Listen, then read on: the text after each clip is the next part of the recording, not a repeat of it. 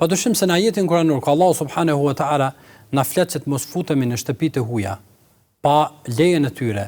dhe pa i tregu përmes selamit se ne nuk kemi qëllim dashakeq dhe ata duhet të ndihen të sigurt nga ne. Ky formulim dhe ky ajet kuranor pastaj përfshin dhe nuk është bukfal vetëm për këtë çështje, por përfshin çdo hyrje në privatësinë e dikujt, në jetën e dikujt, në ata që llogaritet shtëpi e dikujt, sepse shtëpia e dikujt llogariten çështjet e tij personale. Shtëpia e dikujt llogaritet zyra kur ai punon.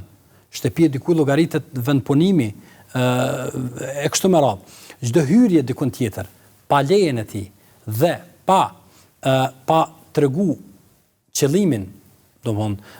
jo çdo herë ne kemi nevojë që të themi që ja marr paçësisht të kështu me radhë, por ne në vetveten tonë ta dim qëllimin që s'kemi hyrë me asnjë qëllim të keq, por ai duhet të ndihet i sigurt nga ajo që ne mund të shohim, mund të vrejmë, mund të prekim aty e kështu me radhë. Kjo është e përgjithshme për çdo gjë që tek njerëzit është privatësi dhe llogaritet e tyre personale, të cilën ata nuk kanë dëshirë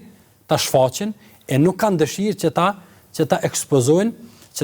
të tjerët, nga se llogaritet avret i tyre ose çështje personale e tyre, të cilën ata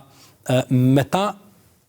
punojnë, veprojnë dhe gjykojnë nesër para Allahut subhanahu wa taala.